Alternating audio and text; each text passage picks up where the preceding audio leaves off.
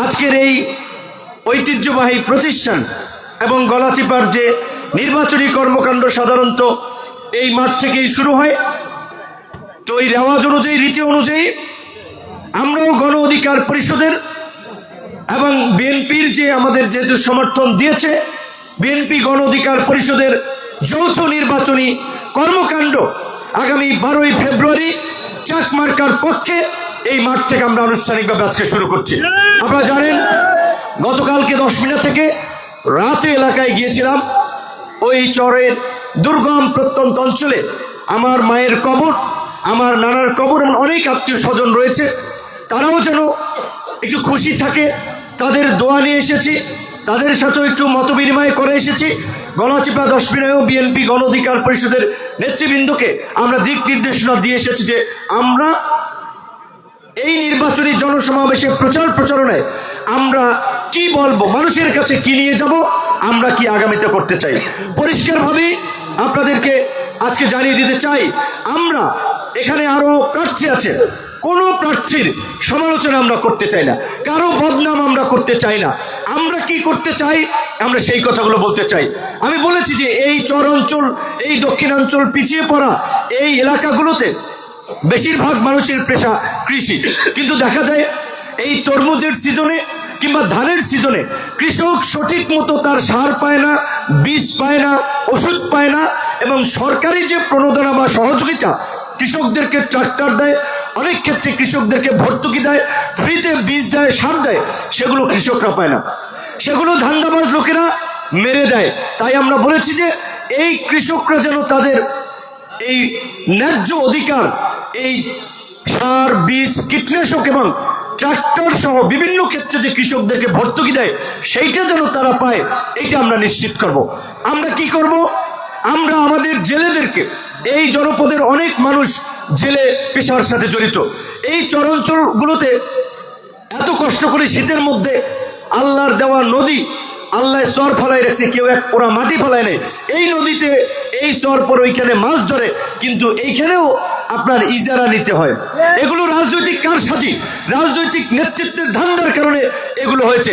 কাজে এই চর এগুলো উন্মুক্ত করে দেওয়া, যার জাল তার মানে মাছ, সে মাছ ধরবে, তার যেখানে ভালো লাগে সেখানে। জেলেদেরকে এই হয়রানি থেকে এবং এই জুলুম থেকে, যে এত কষ্ট করে তারা মাছ ধরতে যায়, সেখানেও পয়সা দিয়ে ইজারা নেওয়া লাগে, এই ইজারা প্রথা আমরা বন্ধ করব। আমরা এই গলাচিপা 10 মিনিট সহ এই অঞ্চলের যে ছোট ছোট আপনার এই যে খেয়াঘাট, লঞ্চ ঘাট, এগুলো অতিরিক্ত টেন্ডার হওয়ার কারণে মানুষের কাছ থেকে বেশি টাকা নিয়ে থাকে, এগুলো মিনিমাম মূল্যে যেন টেন্ডার হয় এবং মানুষ যেন এখানে, আমি এর আগেও বলেছি, 2-3 টাকায় পার হতে পারে। আমরা এই ঘাটগুলোকে সেই ব্যবস্থা করব, ওইগুলোর ইজারা আমরা মন্ত্রণালয় থেকে কমিয়ে সেই ব্যবস্থা আমরা করব। এইখানে ইতিমধ্যে দেখেছেন কিছুক্ষণ আগে আমার চর বিশ্বাসের ইউনিয়ন পরিষদের চেয়ারম্যান তোফাজ্জল হোসেন বাবুল মুন্সি বক্তব্য রেখেছেন। এই গলাচিপা 10 মিনিট আওয়ামী লীগের একটা রাজনৈতিক শক্ত অবস্থান, এটা অস্বীকার করার উপায় নাই, কিন্তু আওয়ামী লীগের সব লোক কি মানুষের সাথে অন্যায় অবিচার করছে, জুলুম করছে, এইটা বলা যাবে না। এমনকি এই চেয়ারম্যান সাহেব আওয়ামী লীগের আমলে আমার বাড়ির সামনের রাস্তা কইরা দিছে, আমি তো তখন আওয়ামী লীগের পক্ষের লোক ছিলাম না। কাজে আওয়ামী লীগ করছে বিদায় সবাই খারাপ, এটা ঠিক না। 2-4 জনের যদি কোনো অপরাধ থাকে, সেটার জন্য আইন আদালত আছে, সেটার জন্য তাদের বিচার হবে। কিন্তু রাজনৈতিকভাবে আপনি একজনের কাছে 5 লাখ টাকা চাইবেন যে মামলা না হওয়ার জন্য 5 লাখ টাকা দেন, 60,000 টাকা দেন, নাহলে ডেভিল হান্টে ধরাই দেবো, এলাকায় থাকতে পারবেন না। এই ধরনের যারা অপরাজনীতি করে, অপতৎপরতা চালায়, রাজনৈতিকভাবে রাজনীতির কারণে মানুষকে হয়রানি করে, এই হয়রানি, এই জুলুম, এই অবিচার বন্ধ করে এই গলাচিপা 10 মিনিট জনপদকে আমরা দল মত নির্বিশেষে সবাইকে নিয়ে আগামীতে এই জনপদকে এগিয়ে নিতে চাই, এই জনপদের উন্নয়নে কাজ করতে চাই, এবং বাংলাদেশের মধ্যে এই গলাচিপা 10 মিনিট রাজনৈতিক সম্প্রীতির ক্ষেত্রে একটা রোল মডেল আমরা উপস্থাপন করতে চাই। চায়ের দোকানে কিংবা আলোচনার টেবিলে বিভিন্ন রাজনৈতিক দলের নেতারা আলাপ আলোচনা করবে, যুক্তি সহকারে তর্ক করবে, দিন শেষে হাসি মুখে কোলাকুলি করে হাত মিলিয়ে বিদায় নেবে, এলাকার স্বার্থে, মানুষের স্বার্থে এক এবং ঐক্যবদ্ধ হয়ে কাজ করবে। তাই আপনাদেরকে বলতে চাই, যেটা আমাদের ছাত্রনেতা নোমান একটা স্লোগান বলেছে যে গলাচিপা 10 মিনার মানুষ বেঁধেছে জোট, এলাকার উন্নয়নে চাক মার্কায় এবার দিবে ভোট। তো আমরা এটাই মনে করি যে আজকে এই জনপদকে এগিয়ে নিতে হলে সঠিক এবং দূরদর্শী নেতৃত্ব প্রয়োজন, যারা এলাকার মানুষের জন্য কাজ করতে পারবে, মানুষের কাজের জন্য একটা তদবির করে সেটার বাস্তবায়ন করতে পারবে। আপনারা গত কয়েকদিন আগে 10 মিনায় আমাদের একটি প্রোগ্রামে বক্তব্য শুনেছেন।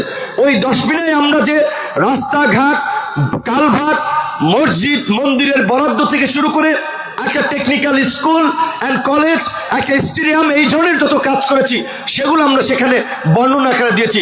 গলাচিপায়ও আমাদের সুযোগ আছে, আমরা অনেক কাজ করেছি, সেগুলো যদি বলি 5 মিনিট লাগবে। শুধু সংক্ষেপে বলতে চাই যে 205টা মসজিদ, মন্দিরে আমরা 2 লাখ, 3 লাখ, 4 লাখ, 5 লাখ টাকা করে বরাদ্দ দিয়েছি। এই গলাচিপা 10 মিনায় প্রায় আপনার 250-র মতো আমাদের বিশেষ বিবেচনায় টিউবওয়েল আমরা এই 2 উপজেলায় আমরা দিয়েছি। এই গলাচিপা 10 মিনায় আধা পাকা রাস্তা পাকা করা, কাঁচা রাস্তা পাকা করা এবং রিপেয়ারিং এর কাজ, বেশ কিছু কাজ আমরা এখানে করেছি। আমরা বলছি যে আমাদের এই অঞ্চলের কোনো মেধাবী ছেলে মেয়ে যেন অর্থ অভাবে পড়াশোনার সুযোগ থেকে বঞ্চিত না হয়, কোনো মানুষ যেন বিনা চিকিৎসায় মারা না যায়। তাই আমরা একটা ফাউন্ডেশন বা ট্রাস্ট করে তার অধীনে এই গরিব অসচ্ছল ছেলে মেয়েদের পড়াশোনার পাশাপাশি আমরা এই অসহায় মানুষের চিকিৎসা সেবা নিশ্চিত করব। আমরা বলেছি যে এই গলাচিপা 10 মিনায় সরকারি হসপিটালে জনগণ যেন সঠিক চিকিৎসা পায়, ডাক্তাররা যেন এখানে থাকতে পারে, এই পরিস্থিতির উন্নয়নের পাশাপাশি আমাদের নিজস্ব ব্যবস্থাপনায় আমরা একটা বেসরকারি হসপিটাল করব, যেন মানুষ ন্যূনতম মূল্যে এইখান থেকে চিকিৎসা সেবা পায়। আপনারা জানেন যে আমি একটা দলের প্রধান, এই দেশের মানুষের অধিকার আদায়ের জন্য ছাত্রদের এই যে আজকে আপনারা জানেন যে যেই কোটা সংস্কার আন্দোলন, যার মধ্যে দিয়ে আমার পরিচয়, এই আন্দোলন আমি কেন করেছিলাম, আপনাদের ছেলে মেয়েরা পড়াশোনা করে যেন চাকরি পায়। সেই চাকরিতে আগে 56% কোটা ছিল, আমরা সেটার সংস্কারের জন্য আন্দোলন করেছি যে না, কোটা নয়, মেধার ভিত্তিতে যেন তার চাকরি হয়। আজকে এই গতকালকে প্রাইমারি পরীক্ষার রেজাল্ট দিয়েছে, কোনো কোটা নাই সেখানে। এইভাবে আজকে সারা দেশের মেধাবী ছেলে মেয়েরা চাকরি পাচ্ছে। স্কুলের শিক্ষকরা, প্রাইমারি, হাই স্কুল, কলেজ, তাদের যখন বেতন বৃদ্ধি, সুযোগ সুবিধার বিষয় নিয়ে যখন তারা কথা বলে আমাদের কাছে আসে যে বিপি সাহেব, আপনি অন্তত আমাদের এই দাবির পক্ষে একটু কথা বলেন, তাহলে আমাদের দাবিটা আদায় সহজ হবে। আমরা কিন্তু সকল শ্রেণী পেশার মানুষের, এমনকি গ্রাম পুলিশ যে চৌকিদার, তাদের বেতন বৃদ্ধি, ইউনিয়ন পরিষদের মেম্বার চেয়ারম্যানদেরও বেতন বৃদ্ধি এবং রাষ্ট্রীয় পর্যায় থেকে তাদের সম্মান নিশ্চিত করার জন্য আমরা দাবি তুলেছি, আমরা কাজ করেছি। তাই আজকে আপনারা জানেন যে আলহামদুলিল্লাহ আপনাদের এলাকার ছেলে, এই চরাঞ্চলের সন্তান, এইখান থেকে বড় হয়েছি। আমরা কোনো জমিদার ফ্যামিলি থেকে, এমপি মন্ত্রীর ফ্যামিলি থেকে উঠে আসি নাই, একেবারে আপনাদের মতো আম পাবলিক সাধারণ একটা পরিবার থেকে উঠে এসেছি। কিন্তু আজকে সারা বাংলাদেশের মানুষ চেনে। তো আলহামদুলিল্লাহ এটা আপনাদের জন্য একটা সম্মানের। আমি অনেক আশা এবং ভরসার জায়গা থেকে একটা চরম প্রতিকূল পরিস্থিতিতে একটা বড় ধরনের ঝুঁকি নিয়ে এই নির্বাচন করছি। ঝুঁকিটা কি আপনারা জানেন, আমরা বিএনপির সাথে অ্যালায়েন্স করেছি, বিএনপি আমাদেরকে সমর্থন দিয়েছে, কিন্তু বিএনপির দলীয় সিদ্ধান্ত না মেনে তারেক রহমানকে বৃদ্ধাঙ্গুলি দেখে আরেকজন লোক ছবি নির্বাচন করছে, বিভিন্ন অফিস খুলছে, সেখানে নাকি শুনেছি তারেক রহমান খালেদা জিয়ার ছবি লাগিয়েছে। এটা বিএনপির নেতৃবৃন্দ তারা এটা ভেবে দেখবে যে তারা কিভাবে সেটা প্রতিরোধ করবে, কারণ দল থেকে বহিষ্কৃত, পদ নাই, নাই, সে তো দলের পরিচয় ব্যবহার করতে পারে না। বিএনপি তো অফিসিয়ালি গণ অধিকার পরিষদকে, আমাদেরকে এই আসলে সমর্থন দিয়েছে।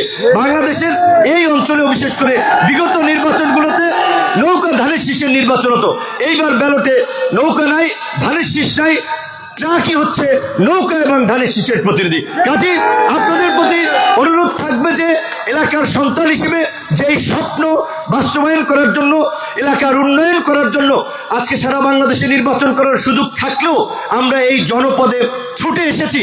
আপনারা আমাদের পাশে থাকবেন এবং আপনারা যদি পাশে থাকেন ইনশাআল্লাহ, আমি এইটুকু বলতে পারি, এই মাগরিবের সময় আমরা একটু পরেই নামাজে এখন চলে যাব, যে আল্লাহকে হাজির রেখে যে আমাদের আত্মবিশ্বাস আছে, আল্লাহ আমাদের কোনো কাজে নাখোশ হয়নি, আল্লাহ রহমত ছিল। 28 বছর পরে 2019 সালে ডাকসু নির্বাচনে আমাদের পিছনে মিছিল করার 50টা ছেলে মেয়ে পাই নাই, কিন্তু 11,000 ভোট পেয়েছিলাম। ইনশাল্লাহ এই গলাচিপা 10 মিনিটেও ওই দীর্ঘ 28 বছর পরে অনুষ্ঠিত হওয়া ডাকসু নির্বাচনের মতোই 12 তারিখ চাক মার্কার আরেকটি বিজয় এবং ইতিহাস সৃষ্টি হবে। আপনাদের সন্তান হিসেবে আপনাদেরকে নিয়ে সেই ইতিহাস সৃষ্টি করে বাংলাদেশের মানুষকে আমরা দেখাতে চাই। আশা করি আপনারা আপনাদের সন্তান, আপনাদের ভাই, আপনাদের বন্ধু, সমবয়সী, তরুণ হিসেবেও, ইয়ং হিসেবেও আমাকে সমর্থন করবেন, আমার পাশে থাকবেন। যেহেতু আমরা নামাজে চলে যাব, আর নামাজের পরে আমরা প্রোগ্রামটাও দীর্ঘায়িত করব না, তাই আমাদের বক্তব্য শেষ করছি। শুধুমাত্র সভাপতি যে সমাপ্ত ঘোষণা করে দেন। ধন্যবাদ।